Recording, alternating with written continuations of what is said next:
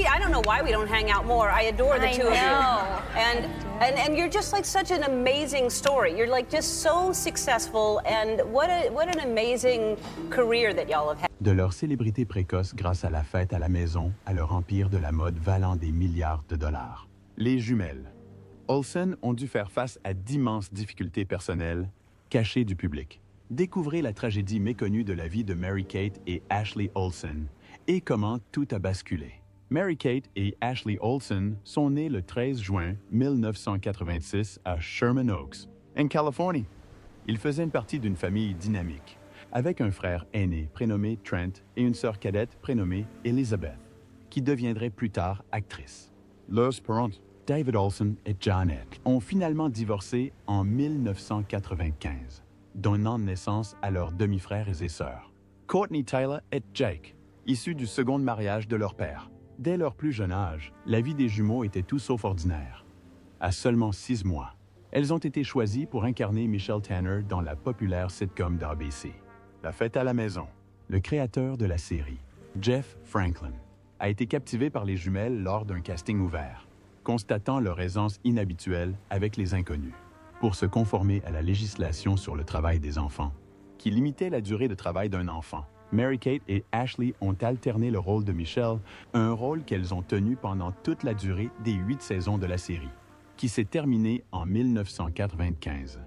L'ascension fulgurante de Mary-Kate et Ashley vers la célébrité a eu un coût personnel considérable. À l'âge de 3 ans, leurs parents ont engagé Robert Thorne comme manager et il a joué un rôle crucial dans la création de Dual Star, une société de divertissement qui a fait des jumelles une marque. Cette initiative a étendu leur influence au-delà de la télévision, pour inclure le cinéma, les livres, la musique et les produits dérivés. Fait remarquable. À 16 ans, les jumelles Olsen étaient devenues les plus jeunes productrices de l'histoire d'Hollywood. À 10 ans, elles étaient devenues millionnaires par leurs propres moyens. Malgré leur succès, leur enfance fut loin d'être typique. Dans une interview sincère accordée à Nylon, Ashley est revenue sur leurs premières années dans le secteur, expliquant leur implication profonde dès leur plus jeune âge. « Nous avons été véritablement impliqués dans le processus dès le début », a-t-elle déclaré, même lorsque nous n'avions que 10 ans. Cependant, cet engagement a eu un prix. Le travail constant leur laissait peu de place pour être de simples enfants. Mary-Kate a fait écho à ses sentiments lors d'une interview accordée à Marie-Claire en 2010, où elle a décrit leur éducation comme quelque chose qu'elle ne souhaiterait à personne. Elle a raconté comment regarder de vieilles photos lui donnait l'impression d'être déconnectée de son passé, comparant leurs expériences à celles de petits singes artistes. L'ascension fulgurante des jumelles vers la célébrité était plus un accident qu'un parcours planifié. Leur mère avait envoyé une photo d'elle à une agence de casting sur un coup de tête, ce qui leur avait permis de décrocher des rôles dans la fête à la maison. Cependant, le parcours n'a pas été sans embûches. John Stamos, qui jouait l'oncle Jesse dans La fête à la maison, a admis que travailler avec les jumeaux était parfois difficile. Il a confié à Entertainment Weekly que leurs pleurs fréquents rendaient le tournage difficile. À un moment donné, les producteurs ont même redistribué le rôle. Mais finalement, Mary-Kate et Ashley ont été rappelées. Tenny Vaho, leur remplaçante n'ayant pas fonctionné. Le Washington Post a rapporté que pendant la première saison, Mary-Kate a réalisé la majeure partie du tournage, Ashley ayant trop peur d'être sur le plateau. Leur célébrité initiale a eu son revers. La presse et le public étaient constamment scrutés, oubliant souvent qu'ils n'étaient que des enfants. Dans un portrait de 1991, Jay Matthews, du Washington Post, mentionnait l'engouement de sa famille pour les jumeaux, malgré leur faible talent d'acteur. Cette attention et cette pression constante contribuèrent aux difficultés que les jumeaux rencontrèrent plus tard avec leur identité et leur santé mentale. L'histoire des jumelles. Olsen a pris une tournure plus sombre à mesure qu'elle grandissait sous les projecteurs. La vie après la fête à la maison ne se résumait pas à quitter une série adorée. Il s'agissait aussi de gérer une famille qui s'effondrait. En 1995, leurs parents, Dave et Johnny Olsen, ont divorcé, brisant la stabilité que les jumeaux avaient connue. Ce n'était pas une simple séparation. Elle a coïncidé avec la fin de la fête à la maison et la dissolution de l'empire qui les avait fait connaître. Leur père, Dave, avait entamé une relation avec Mackenzie, une collègue de l'époque où il travaillait dans le secteur hypothécaire, avant même qu'il ne quitte ce secteur pour Hollywood. Cette liaison a conduit à leur séparation d'avec Jarny. 1 mois seulement après l'annonce du divorce, Dave a épousé Mackenzie. Ce fut un tourbillon qui divisa la famille. Ashley choisit de ne pas assister au mariage pour rester avec sa mère, tandis que Mary-Kate était présente. Une décision qui en disait long sur le fossé émotionnel. Dave essayait de rester calme, affirmant que les filles allaient bien. Mais Jarny garda ses sentiments pour elle. Malgré le chaos familial, les jumelles tentaient de s'accrocher à la normalité. Mary-Kate a raconté, lors d'une interview en 1996, comment elles allaient à l'école, jouaient avec leurs amis et dormaient chez des amis. Elles fréquentaient l'école épiscopale Campbell Hall, une école privée de Studio City qui encourageait la curiosité et la découverte de soi. Mais soyons réalistes, leur vie était tout sauf normale. Leur carrière passait toujours en premier. Imaginez rater votre bal de fin d'année parce que vous deviez animer Saturday Night Live. C'est exactement ce qui s'est passé. Au lieu de se déplacer en limousine et de porter des robes de soirée, ils faisaient la promotion de leur film New York Minute. Ils en ont même plaisanté dans leur monologue sur SNL. Le cheminement de Mary-Kate et Ashley Olsen vers l'âge adulte fut tout sauf facile, après le chaos du divorce de leurs parents et la pression de la célébrité. Les choses prirent une tournure encore plus sombre. Mary-Kate commença à se débattre avec quelque chose de bien plus grave que ce que laissaient entendre les tabloïds. Au début des années 2000, des rumeurs ont commencé à circuler sur la santé de Mary-Kate. Les médias se sont montrés impitoyables, employant un langage insensible et minimisant des problèmes graves. Avant ses 18 ans, juste après avoir obtenu son diplôme d'études secondaires, Mary-Kate a été admise dans un centre de réadaptation pour un trouble alimentaire. Son père et son thérapeute sont intervenus, craignant pour sa vie. Comme l'a confié une source à People, ils ne voulaient pas la retrouver morte par terre, faute de manger. Les jumelles sont apparues dans l'émission d'Oprah Winfrey quelques mois plus tard. Oprah, connue pour ses interviews empathiques, a raté sa cible. Elle les a interrogés sur les rumeurs de troubles alimentaires, allant même jusqu'à leur demander leur taille de robe. Ashley a tenté de dévier poliment la conversation, mais Oprah a persisté, aggravant une situation déjà délicate. Mary-Kate a bien caché ses difficultés, même à ses proches. Denny Gordon, le réalisateur de New York Minute, se souvient avoir mangé avec elle sans rien remarquer d'anormal. Le Dr. Drew Pinsky, qui jouait leur père dans le film, n'a lui non plus décelé aucun signe. Cette capacité à masquer sa douleur est courante chez les personnes souffrant de troubles alimentaires.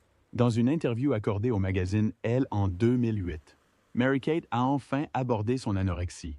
Elle a évoqué la difficulté de demander de l'aide et d'être honnête avec soi-même. « Je ne veux pas vivre ma vie les yeux fermés », dit-elle. Tandis que Mary-Kate se débattait dans coulisses, le monde continuait de la regarder. Des rumeurs de dépendance à la cocaïne circulaient, alimentées par sa maigreur extrême et l'image de fêtarde véhiculée par les médias. Les jumelles ont même raillé la situation lors d'un épisode de Saturday Night Live, criant « Tu es si maigre, mange une sandwich ». Mais la réalité était loin d'être drôle. À 17 ans, Mary-Kate n'avait guère son mot à dire sur son traitement. Ses parents étaient toujours ses tuteurs légaux. Elle avait choisi de poursuivre un traitement ambulatoire pendant son premier semestre à NYU, mais même ce projet a échoué. Comme si lutter contre ses démons personnels ne suffisait pas, la quête d'une vie normale à NYU de Mary-Kate et Ashley Olsen s'est transformée en un nouveau champ de bataille. Ils fondaient de grands espoirs sur leur expérience universitaire et s'inscrivirent en septembre 2004. Les jumeaux investirent 7,3 millions de dollars dans un penthouse à West Village, où ils n'emménagèrent jamais, renonçant ainsi à la vie universitaire classique. Mais leurs rêves d'études supérieures s'envolèrent rapidement. On a vite appris que les jumelles en avaient assez. Mary-Kate, en particulier, a été surprise en train de sécher les cours. On a spéculé qu'elle pourrait suivre une sorte de programme d'études indépendant pour jongler entre New York et Los Angeles. Finalement, Mary-Kate a pris un congé sabbatique, ce qui a suscité des rumeurs de reprise d'un traitement pour troubles alimentaires. En réalité, elle bénéficiait déjà d'un solide réseau de soutien composé d'équipes de thérapeutes, de nutritionnistes et de coachs alimentaires. Ashley a rapidement suivi son exemple. La pression de la célébrité les empêchait de se sentir en sécurité à l'école. C'est alors qu'est arrivé Spencer Pratt, le méchant autoproclamé de The Hills. En 2007, il a affirmé avoir gagné 50 000 $ en vendant une photo de Mary-Kate en train de boire lors d'une fête. Cette trahison déclencha une querelle, Pratt proférant des commentaires désobligeants sur Mary-Kate. Ce n'était qu'un exemple parmi d'autres de la façon dont leurs moindres faits et gestes étaient scrutés et souvent exploités à des fins lucratives. De plus, ils avaient une entreprise florissante à gérer. Abandonner l'Université de New York n'était pas seulement une question de vie privée. C'était une question de survie. Leur vie était un festin médiatique bien avant l'université, du divorce de leurs parents à leur adolescence. Les Olsen étaient des chouchous des médias devenus des icônes de la mode. Malgré la production d'innombrables films et émissions spéciales directement en vidéo, ils étaient surtout célèbres pour leur célébrité. La curiosité du public pour leurs moindres faits et gestes s'intensifia à l'approche de leurs 10-8 ans. Au début des années 2000, l'essor d'Internet a apporté un niveau d'intrusion encore plus grand. Des sites Web ont fait leur apparition, proposant des comptes à rebours jusqu'au 18 et anniversaire des jumelles, célébrant leur majorité légale de la manière la plus effrayante qui soit. Ces sites ont accentué la sexualisation déjà omniprésente à laquelle elles étaient confrontées. Être une enfant star est déjà assez difficile. Être une adolescente sous les feux des projecteurs est un cauchemar particulier. Chaque choix, chaque comportement était scruté et souvent transformé en fausses histoires. Par exemple, Ashley a poursuivi le National Enquirer en justice pour 40 millions de dollars suite à une photo et un titre trompeur laissant entendre qu'elle s'était évanouie à cause de la consommation de drogue. Le journal a ensuite présenté des excuses et un rectificatif. Mais le mal était fait. Ce genre d'examen intrusif était une constante dans leur vie. Ashley se souvient avoir ressenti une colère intense et s'être sentie sur la défensive. Lorsqu'un journaliste l'a interrogée sur sa virginité avant même d'avoir atteint l'âge de la majorité. Elle a décrit cela comme son pire cauchemar, soulignant le caractère envahissant de leur célébrité. Cette attention incessante empêchait les jumelles de retrouver un semblant de normalité. Leur tentative d'intégration dans le milieu universitaire était contrariée par la célébrité même qui leur avait apporté le succès. La fascination du public pour leur vie, conjuguée à l'appétit insatiable des tabloïds pour les scandales, leur laissait peu d'intimité. Malgré ces difficultés, Mary-Kate et Ashley continuèrent à gérer leur empire commercial. Dual Star Entertainment Group connaît un succès retentissant, produisant des films, des livres et des lignes de mode. Mais le prix de leur célébrité était évident. La pression pour préserver leur image publique tout en gérant leurs difficultés personnelles était immense. Comme si leur vie n'était pas déjà scrutée à la loupe, le tabagisme des jumelles Olsen devint une autre source de fascination publique. Il fut un temps où Mary-Kate et Ashley affirmaient ne pas fumer ni boire. Dans une interview accordée à Rolling Stone en 2003, elles affirmaient être sobres, mais les choses ont changé. Le passage aux pauses cigarettes en tenue de haute couture semblait marquer un nouveau chapitre de leur vie. Les médias étaient obsédés par cette habitude. C'était peut-être l'image des jumelles, souvent vues en train de fumer ensemble, qui ajoutait à leur côté mystique. C'était l'un des rares aperçus que le public avait de leur complicité. Ils se sont retirés de la scène, ne nous laissant que ces instantanés. Calms, distance, et toujours une cigarette à la main. Rachel Handler, de Vulture, a parfaitement exprimé ce sentiment, se demandant pourquoi les photos des jumelles Olsen fumant étaient si apaisantes. Life and Style a adopté un point de vue plus critique, attribuant leur air hagard au tabagisme. Page 6 a même révélé des détails sur le mariage de Mary-Kate, où des bols et des bols remplis de cigarettes ont été offerts aux invités. Leur habitude de fumer semblait presque rebelle, un petit acte de défiance face à la surveillance constante. Pourtant, elle trahissait aussi le stress et la pression qu'ils subissaient. L'engagement de Mary-Kate dans cette habitude était si fort qu'elle fut réprimandée à 2, reprisée lors d'une soirée de la Fashion Week de New York en 2010 pour avoir fumé à l'intérieur. L'addiction des jumelles était évidente et elles étaient prêtes à risquer leur professionnalisme pour un moment de répit. Au milieu du tourbillon de leur vie publique, la vie amoureuse de Mary-Kate Olsen a suscité l'intrigue. De l'artiste Nate Lohman à Max Winker, le fils de l'acteur Henry Winkler, en passant par son ex-mari Olivier Sarkozy, les relations de Mary-Kate ont souvent été sous le feu des médias. Mais une histoire d'amour se distingue par sa fin tragique. En 2008, des rumeurs circulaient sur la relation de Mary-Kate avec l'acteur Heath Ledger. Selon People, ils se fréquentaient sans conviction depuis 3 mois. Ils n'étaient pas sérieux. Ils appréciaient simplement la compagnie l'un de l'autre et partageaient un amour commun pour les Marlboro Reds. Ce fut une connexion fugace, mais profondément significative dans la vie de Mary-Kate. Le monde fut sous le choc lorsque Heath Ledger fut retrouvé inconscient dans son appartement. Le New York Times a rapporté que Diana Wallacin, la masseuse qui a découvert Ledger, a passé 2 appels téléphoniques à Mary-Kate avant de composer le 911. Grâce à la numérotation abrégée de Ledger, Wallacin a contacté Mary-Kate, qui se trouvait alors en Californie. Mary-Kate aurait promis d'envoyer sa sécurité privée pour l'aider, témoignant de leur étroite complicité. Voyant que Ledger ne répondait pas, Wallacin a appelé le 911 et a tenté de le réanimer. Mais il était trop tard. La mort de Ledger a été déclarée due à une surdose accidentelle de médicaments sur ordonnance. L'incident a jeté une ombre sur Mary-Kate, qui aurait refusé de coopérer avec les enquêteurs sans bénéficier de l'immunité contre de futures poursuites. L'affaire a finalement été abandonnée faute de cible crédible pour l'enquête. Après avoir navigué dans les eaux troubles de la célébrité et des difficultés personnelles, Mary-Kate et Ashley Olsen ont décidé de se retirer de la scène publique. Depuis le rôle mineur de Mary-Kate dans le film Beastly 2011, les jumelles sont devenues des énigmes hollywoodiennes. Vêtues de vêtements couture oversize et de longs cheveux ébouriffés. On les voit rarement, sauf lors d'événements soigneusement choisis comme le Met Gala ou la Fashion Week, où elles font la promotion de leur marque. Les jumelles Olsen apparaissent désormais plus souvent dans les pages des magazines de mode qu'à l'écran. Nous sommes habitués à être de l'autre côté de la caméra et à gérer le processus. Il nous est donc difficile de faire des séances photos maintenant, a confié Mary-Kate à The Edit de Net-a-Porter en 2017. Leur transition du métier d'acteur à celui de magnat de la mode s'est faite en douceur, mais il est clair qu'ils préfèrent l'ombre à la lumière. Contrairement à beaucoup de leurs pairs hollywoodiens, vous ne trouverez pas les Olsen sur les réseaux sociaux. Ashley a mentionné dans The Edit qu'ils ne s'aventurent pas dans ce monde et qu'ils sont restés plutôt discrets. Leur premier selfie public, prise sur le compte Instagram de Sephora pour promouvoir leur marque Elizabeth & James en 2016, fut un événement rare et mémorable. C'était naturellement chic, comme prévu, mais ne vous attendez pas à un autre spectacle. Leur retrait des regards s'étend aussi à leurs racines. Elles ont choisi de ne pas participer au reboot de la fête à la maison, au grand désespoir des fans. Les jumelles ont pleinement assumé leur rôle de créatrices de mode, dirigeant un empire de plusieurs milliards de dollars tout en préservant leur vie privée. En tant que magnat de la mode, Mary-Kate et Ashley Olsen ont bâti une marque de luxe qui suscite l'attention et le respect dans le milieu. Leur marque, The Row, est réputée pour ses créations minimalistes haut de gamme, avec des robes souvent vendues autour de 65 $. Ce prix peut paraître astronomique, mais il s'inscrit dans la lignée d'autres marques de luxe comme Bottega Veneta et Lanvin.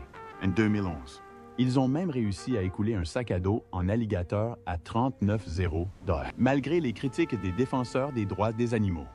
Cependant, leur parcours dans le monde de la mode n'a pas été sans controverse.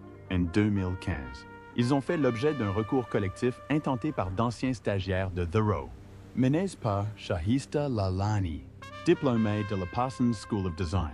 Les stagiaires ont accusé Dual Star Entertainment Group de vol de salaire.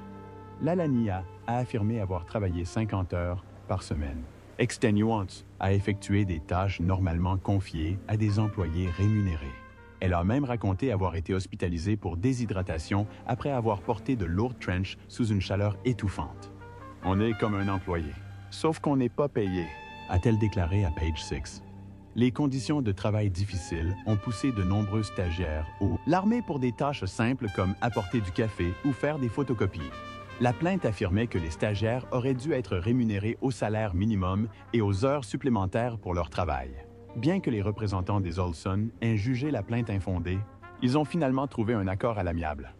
L'accord prévoyait le versement de 140 $ à répartir entre 125 stagiaires, reconnaissant ainsi les difficultés rencontrées par celles qui ont contribué à leur empire de la mode. Le parcours de Mary-Kate et Ashley Olsen a été semé d'embûches, et les dernières années n'ont pas fait exception. Le mariage de Mary-Kate avec le banquier français Olivier Sarkozy a souvent été marqué par des démonstrations d'affection publique et gênantes, mais en privé.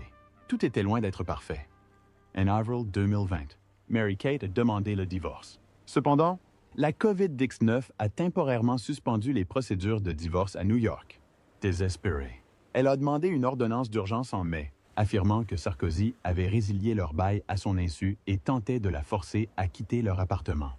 Sarkozy lui aurait imposé un délai serré pour récupérer ses affaires, une tâche rendue impossible par les consignes de quarantaine de la ville.